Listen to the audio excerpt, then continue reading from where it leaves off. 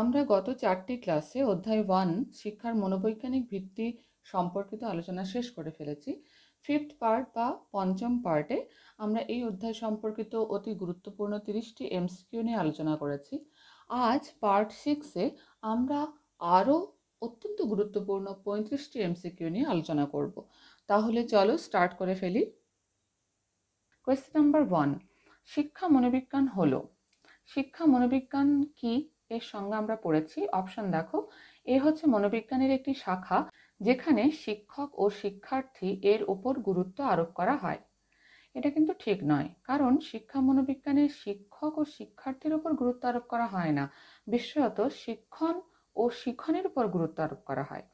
B দেখো, শিক্ষা বিজ্ঞানের একটি শাখা যেখানে মানসিক প্রক্রিয়ার উপর গুরুত্ব দেওয়া হয়। এটা তো মনোবিজ্ঞানের একটা শাখা না। সি অপশন দেখো, পৃথক একটি অধ্যয়নের বিষয়। এটা কারেক্ট হবে, ওপরের কোনোটিই নয়। আমরা জানি শিক্ষা মনোবিজ্ঞান হলো পৃথক একটি অধ্যয়নের বিষয়। C option correct. Question number 2, শিক্ষা মনোবিজ্ঞান হলো মনোবিজ্ঞানের সেই শাখা যা শিক্ষণ এবং শিক্ষণ নিয়ে কাজ করে। আমরা তাই বললাম, শিক্ষার্থী এবং শিক্ষক নয়, এটা হবে শিক্ষণ ও শিক্ষণ নিয়ে কাজ করে। সংজ্ঞাটি কার দেওয়া? এই সংজ্ঞা আমরা অধ্যায় সম্পর্কিত আলোচনায় দেখেছি, এটা দিয়েছিলেন মনোবিদ স্কিনার। তাহলে অপশনে এ অপশন কারেক্ট, স্কিনারের। বার্নার্ড, স্যান্ডিফোর্ড বা কোলেসনিকরের নয়। কোয়েশ্চেন নাম্বার 3, মনোবিজ্ঞানের যেসব তথ্য ও নীতি শিক্ষা প্রক্রিয়াকে ব্যাখ্যা করতে ও উন্নত করতে সহায়তা করে তাদের সম্মিলিত রূপ হলো শিক্ষা মনোবিজ্ঞান। এইভাবেও শিক্ষা মনোবিজ্ঞানকে ব্যাখ্যা করেছেন একজন মনোবিদ। সংজ্ঞাটি কার? এটাই প্রশ্ন। অপশন দেখো, স্যান্ডিফোর্ড, স্কিনার, কোলেসনিক এবং মিস্টার অ্যান্ড মিসেস ক্রো। এদের ক্রো অ্যান্ড ক্রোও বলা হয়। তাহলে এখানে অপশন সি কারেক্ট। কোলেসনিক বলেছিলেন মনোবিজ্ঞানের যেসব তথ্য ও নীতি শিক্ষা প্রক্রিয়াকে ব্যাখ্যা করতে ও উন্নত করতে সহায়তা করে তাদের সম্মিলিত রূপ হলো শিক্ষা মনোবিজ্ঞান। কোয়েশ্চেন নাম্বার 4, শিক্ষা মনোবিজ্ঞানের প্রধান লক্ষ্যগুলো কি কি? দেখো, এ অপশন বলছে শিশুর মধ্যে সুপ্ত সম্ভাবনাগুলি নির্দিষ্ট করে তার যথাযথ বিকাশে সাহায্য করা। এটা নিশ্চয়ই শিক্ষা মনোবিজ্ঞানের একটা লক্ষ্য। অপশন বি হচ্ছে শিক্ষার্থীর শিক্ষা সংক্রান্ত সমস্যাগুলি সমাধানে সহায়তা করা। এটাও শিক্ষা মনোবিজ্ঞানের লক্ষ্য। অপশন নম্বর সি হলো শিক্ষা শিক্ষণ প্রক্রিয়ায় মনোবিজ্ঞানের তত্ত্ব ও নীতি প্রয়োগ করে তাকে উন্নত করা। এটাও শিক্ষা মনোবিজ্ঞানের লক্ষ্য। তাহলে অপশন হবে ডি, উপরের সবগুলি। কোয়েশ্চেন নাম্বার 5-এ চলে এসো। নিম্নের কোনটি শিক্ষা মনোবিজ্ঞানের প্রাসঙ্গিক বিষয় নয়? অপশন এ হলো প্রত্যক্ষণ, কল্পনা, দিবাস্বপ্ন এবং অস্বাভাবিক মনোবিজ্ঞান। তাহলে এখানে অপশন সি কারেক্ট, যে দিবাস্বপ্ন মনোবিজ্ঞানের প্রাসঙ্গিক বিষয় নয়। প্রত্যক্ষণ, কল্পনা এবং অস্বাভাবিক মনোবিজ্ঞান তিনটি মনোবিজ্ঞানের প্রাসঙ্গিক বিষয়, মানে মনোবিজ্ঞানে এই সমস্ত বিষয়গুলো নিয়ে আলোচনা হয়। কোয়েশ্চেন নাম্বার 6, নিচের ভুল বক্তব্যটি চিহ্নিত করো। শিক্ষা মনোবিজ্ঞান শিক্ষার্থীর শিক্ষাকালীন আচরণ অধ্যয়ন করে। এটা তো ঠিক। বি দেখো, শিক্ষা মনোবিজ্ঞান একটি গতিশীল এবং প্রয়োগমূলক বিজ্ঞান। এটাও ঠিক। সি হলো শিক্ষা মনোবিজ্ঞান ব্যক্তি শিক্ষার্থী অপেক্ষা সামাজিক স্বার্থকে অধিক গুরুত্ব দেয়। এটা কিন্তু ঠিক নয়, কারণ শিক্ষা মনোবিজ্ঞান ব্যক্তি শিক্ষার্থীকে বেশি গুরুত্ব দেয়, সামাজিক স্বার্থকে কিন্তু অধিক গুরুত্ব কখনোই দেয় না। আর ডি দেখো, শিক্ষা মনোবিজ্ঞান শিক্ষার্থীর ভবিষ্যৎ বৃত্তি পরিকল্পনায় সাহায্য করে। নিশ্চয়ই ভবিষ্যতে পেশা নির্ধারণের ক্ষেত্রে কিন্তু শিক্ষা মনোবিজ্ঞান শিক্ষার্থীকে সাহায্য করে। তাহলে এক্ষেত্রে কোয়েশ্চেনটা খেয়াল করবে, ভুল বক্তব্য। ভুল বক্তব্য হচ্ছে অপশন সি, যে শিক্ষা মনোবিজ্ঞান ব্যক্তি শিক্ষার্থী অপেক্ষা সামাজিক স্বার্থকে অধিক গুরুত্ব দেয়। এটা কিন্তু ভুল বক্তব্য। কোয়েশ্চেন নাম্বার 7-এ আসি। শিক্ষার কোন পর্যায়ের সঙ্গে শিক্ষা মনোবিজ্ঞান প্রত্যক্ষভাবে সংশ্লিষ্ট নয়? প্রত্যক্ষভাবে সংশ্লিষ্ট নয়। দেখো অপশন, পাঠ্যক্রম রচনায় শিক্ষা মনোবিজ্ঞান প্রত্যক্ষভাবে সংশ্লিষ্ট। শিক্ষণ কৌশল নির্দিষ্টকরণে, এটাও প্রত্যক্ষভাবে সংশ্লিষ্ট। শিক্ষা ব্যবস্থাপনায়, এটাও কিন্তু শিক্ষা মনোবিজ্ঞান সরাসরিভাবে যুক্ত। কিন্তু শিক্ষার উদ্দেশ্য নির্ণয়ের ক্ষেত্রে কিন্তু শিক্ষা মনোবিজ্ঞান প্রত্যক্ষভাবে বা সরাসরিভাবে সংশ্লিষ্ট নয়। তাহলে এখানে অপশন ডি হলো কারেক্ট। এরপর আসি কোয়েশ্চেন নাম্বার 8, শিক্ষা মনোবিজ্ঞান হলো একমুখী প্রক্রিয়া, দ্বিমুখী প্রক্রিয়া, ত্রিমুখী প্রক্রিয়া এবং বহুমুখী প্রক্রিয়া। তাহলে এখানে অপশন ডি হচ্ছে কারেক্ট। শিক্ষা মনোবিজ্ঞান হলো একটা বহুমুখী প্রক্রিয়া। কোয়েশ্চেন নাম্বার 9, মনোবিজ্ঞান ও শিক্ষা বিজ্ঞানের মধ্যে পার্থক্য হলো। পার্থক্য কোনটা আমাকে দেখতে হবে। দেখো, এ অপশন বলছে মনোবিজ্ঞান ব্যক্তির সব ধরনের আচরণ অধ্যয়ন করে, শিক্ষা মনোবিজ্ঞান ব্যক্তির শুধুমাত্র শিক্ষাকালীন আচরণ অধ্যয়ন করে। এটা নিশ্চয়ই পার্থক্য। বি অপশন দেখো, মনোবিজ্ঞান মানসিক প্রক্রিয়ার গতি প্রকৃতিকে পরীক্ষণের দ্বারা সমাধান সূত্র আবিষ্কারের মধ্য দিয়ে মানসিক প্রক্রিয়ার উন্নতি সাধন করে। আর শিক্ষা মনোবিজ্ঞান শিক্ষার ক্ষেত্রে বিজ্ঞানের সূত্র ও নীতিগুলো ব্যবহারের মাধ্যমে শিক্ষা প্রক্রিয়ার উন্নতি সাধন করে। তাহলে এটাও কিন্তু মনোবিজ্ঞান এবং শিক্ষা মনোবিজ্ঞানের পার্থক্য উল্লেখ করছে। অপশন সিতে চলে এসো, মনোবিজ্ঞান আচরণকে বিশ্লেষণ করে মাত্র, নৈতিকতা বিচার করে না। শিক্ষা মনোবিজ্ঞান শিক্ষাকালীন আচরণ এবং তার নৈতিকতা বিচার করে। তাহলে এটাও ঠিক। তাহলে অপশন ডি হচ্ছে কারেক্ট, উপরে সব কটি। কোয়েশ্চেন নাম্বার 10, শিক্ষার ক্ষেত্রে মনোবিজ্ঞানের বিশেষ অবদান হলো। দেখো, শিশু কেন্দ্রিক শিক্ষা, জীবন কেন্দ্রিক শিক্ষা, ব্যক্তিগত পার্থক্য ভিত্তিক শিক্ষা, এই প্রত্যেকটাই কিন্তু শিক্ষার ক্ষেত্রে মনোবিজ্ঞানেরই অবদান। যে শিশু কেন্দ্রিক শিক্ষা, জীবন কেন্দ্রিক শিক্ষা আর ব্যক্তিগত পার্থক্য ভিত্তিক শিক্ষা, মানে ব্যক্তিগত স্বাতন্ত্র্য থাকলে সেই অনুযায়ী পাঠ্যক্রম নির্ধারণ করে তাকে শিক্ষা দেওয়া।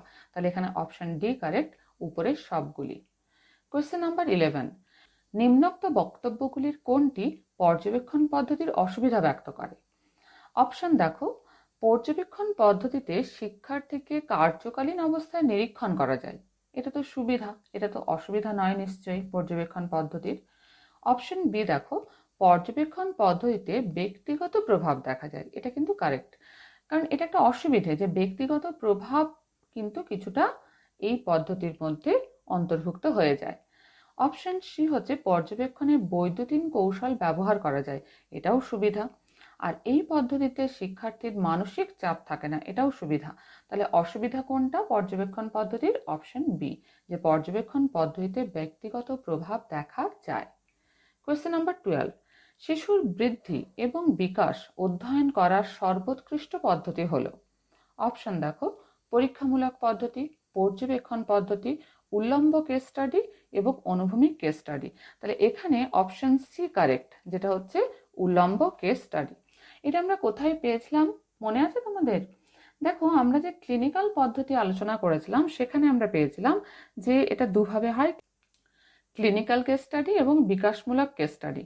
এই যে বিকাশমূলক কেস স্টাডি, এর দুরকম কৌশল রয়েছে, অনুভূমিক কৌশল বা ক্রস সেকশনাল টেকনিক্স এবং উল্লম্ব কৌশল বা লঙ্গিচুডিনাল টেকনিক্স। এই যে উল্লম্ব কেস স্টাডি, এখানে একজন শিশুর জন্ম থেকে পরিণত বয়স পর্যন্ত বিভিন্ন দিকের বিকাশ পর্যবেক্ষণ করা হয় এবং বিকাশের ধারা সম্পর্কে মন্তব্য করা হয়।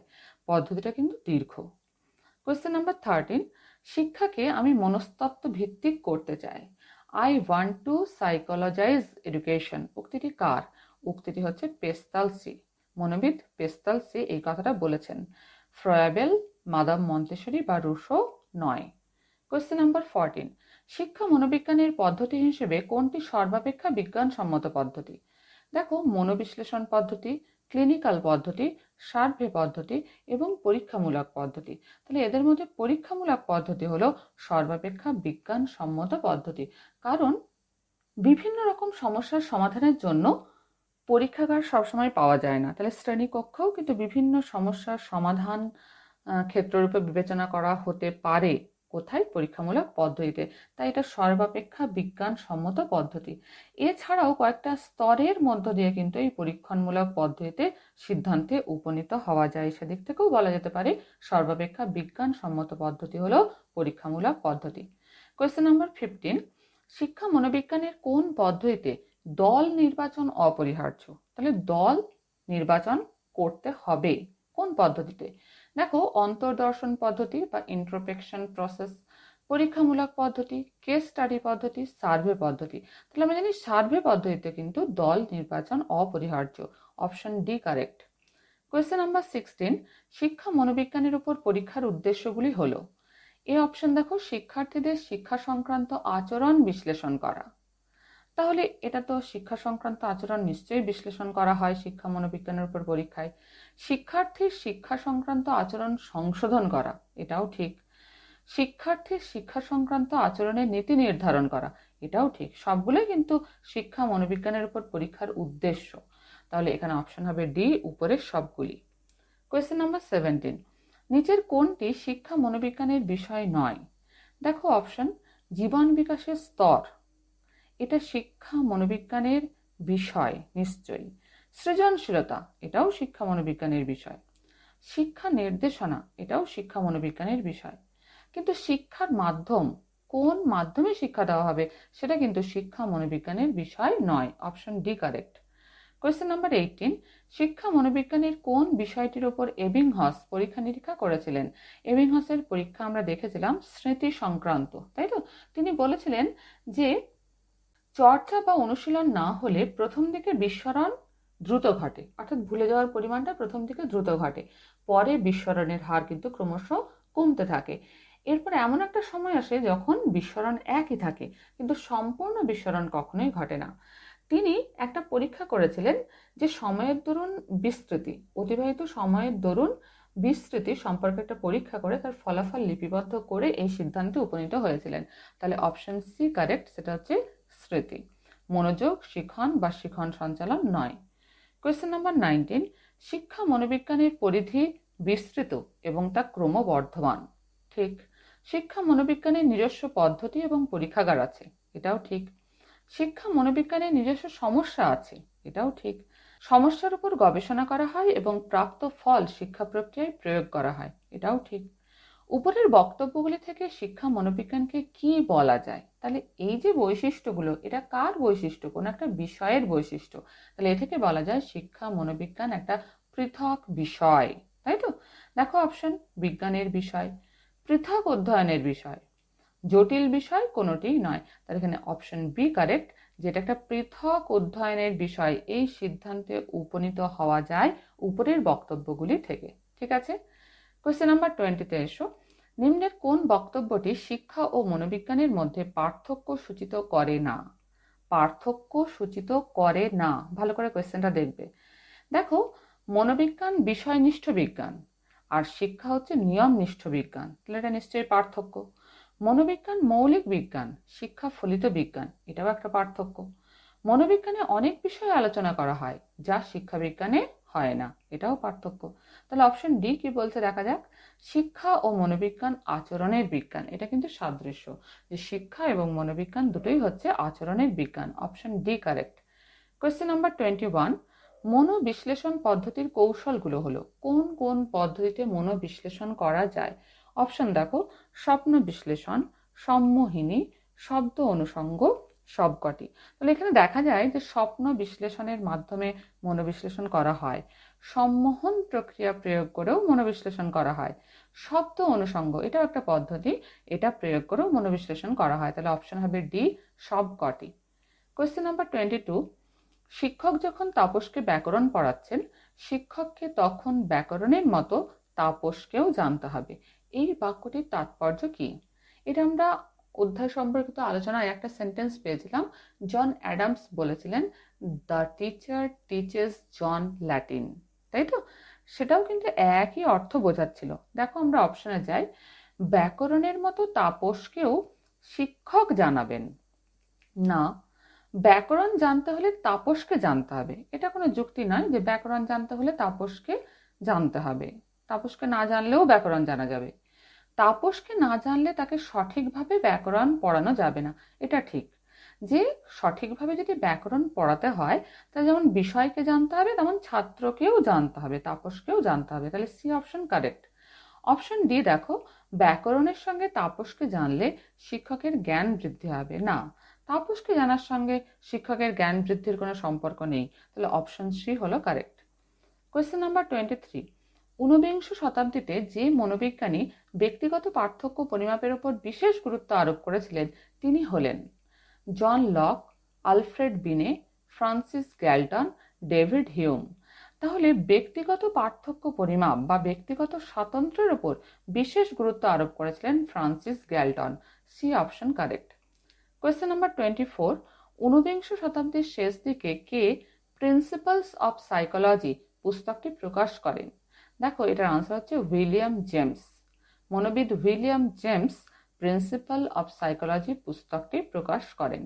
ম্যাকডুগাল, ফেকনার বা জন লক নয়, তাহলে option C correct. Question number 25, শিক্ষা মনোবিজ্ঞানের উপর পরীক্ষণ জটিল কারণ এখানে বহু চলক ক্রিয়াশীল হয়। চলক বা ভ্যারিয়েবল, যে সমস্ত বিষয় সম্পর্কে পরীক্ষা করা হয় তাদেরকে বলা হয় চলক। তাহলে এখানে অনেক চল ক্রিয়াশীল হয়। চলকগুলিকে নিয়ন্ত্রণ করা অসুবিধাজনক, এটাও ঠিক। চলকগুলি পারস্পরিক ক্রিয়া করে, এটাও ঠিক। তাহলে অপশন হবে ডি, উপরের সবগুলি। কোয়েশ্চেন নাম্বার 26, নিচের কোনটি শিক্ষা মনোবিজ্ঞানের আলোচনার বিষয় নয়? খেয়াল করবে, নয়। দেখো, শিক্ষার্থী এটা কিন্তু শিক্ষা মনোবিজ্ঞানের আলোচনার বিষয় নয়, শিক্ষকও নয়।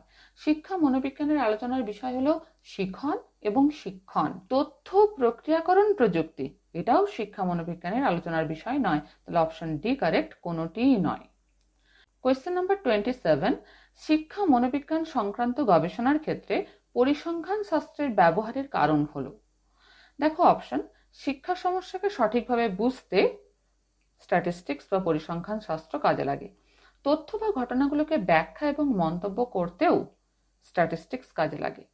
গবেষণায় প্রাপ্ত ফল অনুযায়ী শিক্ষা ব্যবস্থার পুনর্গঠন, এক্ষেত্রেও কিন্তু স্ট্যাটিস্টিক্স কাজে লাগে। তাহলে অপশন ডি কারেক্ট, উপরের সবগুলি। কোয়েশ্চেন নাম্বার 28, শিক্ষা মনোবিজ্ঞান হলো একটি মৌলিক বিজ্ঞান? না, এটা তো ফলিত বিজ্ঞান, তাই না? শিক্ষা ও মনোবিজ্ঞানের সমন্বয়। আচ্ছা, সমাজবিদ্যা, জীববিদ্যা, নৃবিদ্যা, প্রযুক্তিবিদ্যা, শরীরবিদ্যা ইত্যাদির সমন্বয়। তাহলে দেখো, বি অপশনটাকে ইলাবোরেট করেছে বলে সিটাকে আমরা কারেক্ট করছি, কারণ মনোবিজ্ঞান তো আগে সমাজবিদ্যার বিষয়বস্তু ছিল, আর শিক্ষা এই সমস্ত বিষয়ের সঙ্গে জড়িত, জীববিদ্যা, নৃবিদ্যা বা অ্যানথ্রোপোলজি, প্রযুক্তিবিদ্যা, শরীরবিদ্যা ইত্যাদির সমন্বয়। তাহলে সি অপশন কারেক্ট, ডি হচ্ছে উপরের সবকটি, এটা হবে না, তাহলে option C correct. Question number 29, নিচের কোনটি শিক্ষাক্ষেত্রে শিক্ষা মনোবিজ্ঞানের ব্যবহারিক প্রয়োগ নয়? ব্যবহারিক প্রয়োগ নয়। দেখো, গণতান্ত্রিক প্রশাসন এটা কিন্তু শিক্ষা মনোবিজ্ঞানের ব্যবহারিক প্রয়োগ, কারণ স্কুলে যখন মনিটর ঠিক করা হয় ক্লাসের মধ্যে, তখন কিন্তু সমস্ত ছাত্রছাত্রীদের ভোটাভুটির মাধ্যমেই ঠিক করা হয়, তাহলে ওটা এক প্রকার গণতান্ত্রিক প্রশাসনই। শ্রেণী শৃঙ্খলার নিয়ন্ত্রণ এটাও কিন্তু মনোবিজ্ঞানের ব্যবহারিক প্রয়োগের উদাহরণ। সময় তালিকা তৈরি, কখন টিফিন রাখা হবে, পরপর কঠিন বিষয়গুলো দেওয়া হবে কিনা, এগুলো কিন্তু এই মনোবিজ্ঞানকে কাজে লাগিয়েই কিন্তু ঠিক করা হয়, তাহলে এটাও কিন্তু মনোবিজ্ঞানের ব্যবহারিক প্রয়োগ। তাহলে ডি দেখো, শিক্ষা মনোবিজ্ঞানের বিকাশ এটা শিক্ষা মনোবিজ্ঞানের ব্যবহারিক প্রয়োগ নয়, তাহলে option D correct. Question number 30, Dalton পরিকল্পনা মনোবিদ্যার কোন নীতির উপর ভিত্তি করে প্রতিষ্ঠিত?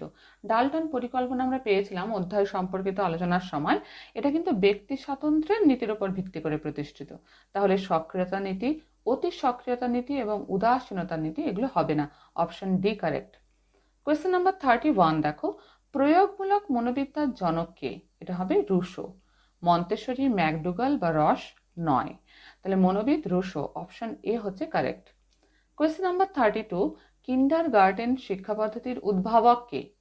এটা হচ্ছেন মনোবিদ ফ্রেডরিক ফ্রায়েবেল, ইনি কিন্ডারগার্টেন শিক্ষা পদ্ধতির উদ্ভাবক। মন্তেশ্বরী, পেস্তালসি বা জন লক নয়, option A correct. Question number 33, দেখো, মনোবিজ্ঞানের উপর ভিত্তি করে প্রথম শিক্ষা পদ্ধতি গড়ে তোলেন রবীন্দ্রনাথ, জোয়ান হারবার্ট, হারবার্ট স্পেন্সার এবং মন্তেশ্বরী। এখানে হবে জোয়ান হারবার্ট, ইনি মনোবিজ্ঞানের উপর ভিত্তি করে প্রথম শিক্ষা পদ্ধতি গড়ে তোলেন। কোয়েশ্চেন নাম্বার 34, আধুনিক শিক্ষা মনোবিদ্যার জনক কে? আনসার হবে জন লক। জন লককে বলা হয় আধুনিক শিক্ষা মনোবিদ্যার জনক। এখনই পড়লাম রুশোকে কি বলা হয়? প্রয়োগমূলক মনোবিদ্যার জনক। উইলিয়াম জেমস হলেন প্রিন্সিপালস অফ সাইকোলজি এই বইয়ের প্রকাশক। 1890 সালে এই বই প্রকাশ হয়। তিনি এই বইতে মনোবিজ্ঞানের সক্রিয় দৃষ্টিভঙ্গির কথা বলেছেন। আর ফ্রায়েবেল হলেন কিন্ডারগার্টেন শিক্ষা পদ্ধতির উদ্ভাবক। কোয়েশ্চেন নাম্বার 35, পরীক্ষামূলক মনোবিদ্যার জনক কে? পরীক্ষামূলক মনোবিদ্যার জনক হলেন উন্ড, WUNDT, উচ্চারণটা দুভাবে হয়, উন্ড বা ভুন্ড। অ্যাঙ্গেল, বার্নার্ড বা স্পেন্সার নয়। তাহলে আজ এই পর্যন্তই থাকলো। ভিডিও ভালো লাগলে তোমরা লাইক করো, বন্ধুদের মধ্যে শেয়ার করে দিও এবং সাবস্ক্রাইব করে নিও। পাশে থেকো। ধন্যবাদ।